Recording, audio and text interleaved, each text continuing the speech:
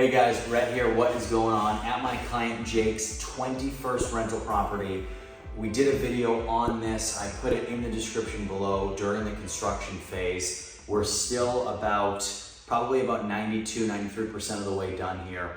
We started inside. We have our siding crew is actually out there right now re-siding this entire house in vinyl. All new vinyl soffits, new vinyl posts, vinyl on the entire exterior. This house is a brand new metal custom roof. The exterior of this house, guys, went from old wood with an old ugly roof to now it is in a position where from a capital expenditure, CapEx situation, we are not gonna have to put a lot of money into this house over the long term. Did electrical work here, did some plumbing work here, and then of course all the cosmetic. Now one thing that we still have to do, we need to build a wall right behind me. And that's why one of the reasons I wanted to start right here. The main entry door being right here, when you walk in, this is gonna be a hallway, okay? So basically bedroom number 1 is going to be right behind me. You'll have a wall here, you'll have a door right here. There's already a light in this room. You already have your windows, you have your exit door, which if you can imagine, obviously that's gonna be our entrance and exit. You have a nice big hallway when you come in right here. All new LVP throughout this entire place, ton of drywall work, all new paint, did a lot through the house that you're gonna see, and we're still not done. So we'll build a closet in here as well. This went from a 2-bedroom house, needed $68,000 in rehab. It went from a 2-bedroom to a 4-bedroom. So now you have a property that you buy for 30 grand that sat on market for almost 200 days. Nobody wanted it. Why would you want to buy a 2-bedroom, right? And basically what we were able to do is turn it into a 4. So from an ARV standpoint, you go from an ARV and after repair value to maybe $75,000 as a 2-bedroom to now upwards of $130,000, $140,000.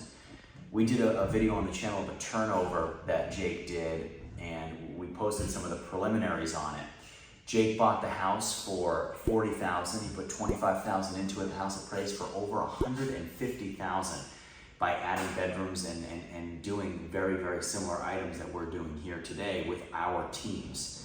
If you guys want to use me and our teams, send me an email in the description below. Jake's been able to acquire 21 properties in a little over 2 years, all through the BRRRR method.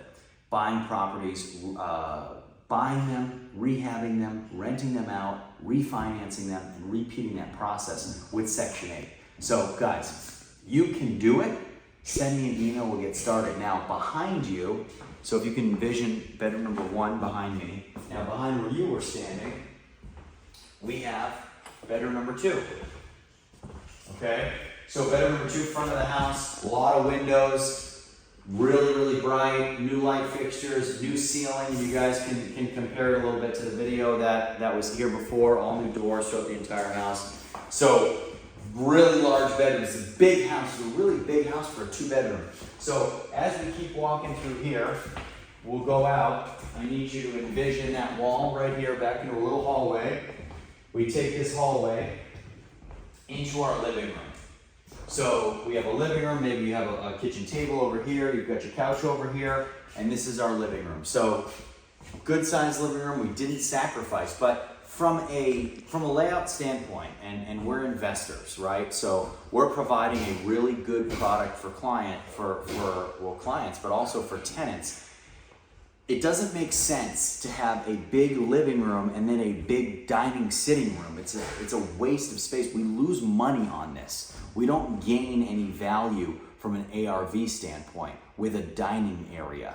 Or a sitting, a den area. Now we want to have a place where our tenants can put a kitchen table, absolutely. But a lot of these homes that were built in the 30s, 40s, 50s, this is the style. So there's extra space. We have the square footage. We need to put the square footage to use in a way that's going to benefit everybody.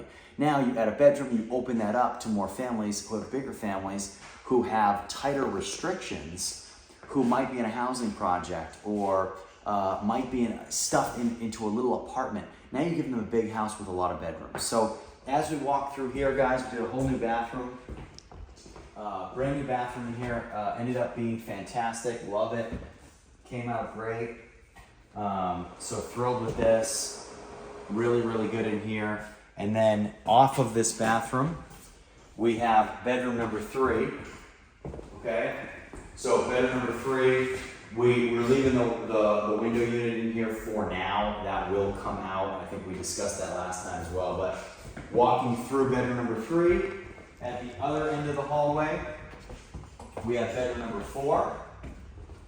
Really nice, good size, a little bit secluded from the rest of the house, but kind of like bedroom number 1 was, which is really nice. I like how all these bedrooms, they all have one thing very rare and something I love, and we try to go for houses like this, but all these bedrooms, there's only one common wall between all the bedrooms in the house, and it's this one right here, okay? So that means that all those walls don't share with other bedrooms, all those walls won't share with other bedrooms. There's one common wall between bedrooms, so a ton of privacy, and everybody has like what feels like their own wing of the house, which is really, really nice. And of course, right here, you're right by the bathroom. So very, very good there too.